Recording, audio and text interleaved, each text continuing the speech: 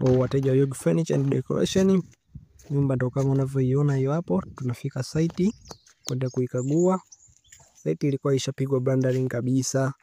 Yaani wamemaliza kila kitu, yani branding zote imegongwa nyumba nzima. Kwa hiyo ilikuwa kazi yetu kufunga bodi, lakini kulikuwa na marekebisho makubwa sana. Ambapo mafundi waliokuja kuweka hii branding walikuwa wamekosea baadhi ya sehemu na sehemu nyingine zilikuwa zinahitaji kunyooshwa. Kama unavyoona hiyo corridor hapo. Hii ni corridor. Alafu upande huku ni master. Hii hapa ni master. Hii master yenyewe inayo ina decoration. Hii hapa master. Alafu tena tukitoka kwenye corridor kupande hapa, hiki ni choo cha public. Alafu huku ni single room. Hii ni chumba tu kimoja, hakina choo. Kama unavyokiona hapo. Iko hapa tukaanza kufanyia marekebisho chumba kile kimoja. Kwanza kunyoosha vizuri branding ili tuweze kufunga bodi. Maana ilikuwa kasa. Tulipomaliza tukaingia master ndio kuna decoration.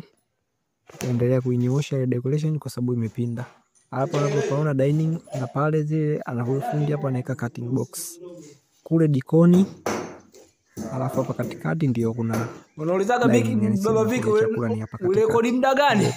Hapa ni umeniona sasa hivi na rekodi ni sitting room, ambapo hapa na anaweka cutting box kama unavyoona hivi. Na bodi ndio kama hizo hapo zinavyoonekana. Ndio hapo tulipomaliza tukaanza kufunga bodi hapo kama unavyoona.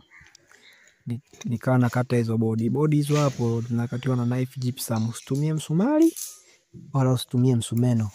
Bodi tunakata kwa kutumia knife gypsum kwa sababu inakata vizuri na nyosha na ni kali na inaharakisha kazi. Kama unavyoona nimekata tu mara moja, nikipinda bodi nikiweka kisu kwa chini hapo nikivuta mpaka juu.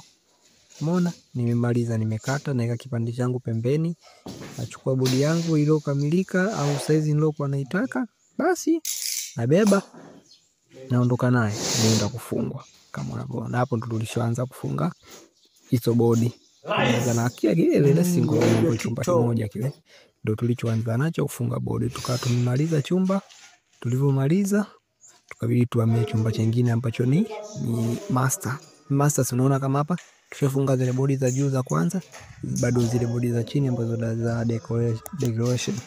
Kama unavyoona hivi tukawa tumemaliza nacho chenyewe kukifungia bodi zake zote. Decoration umeona ilivyopendeza na ilivyokuwa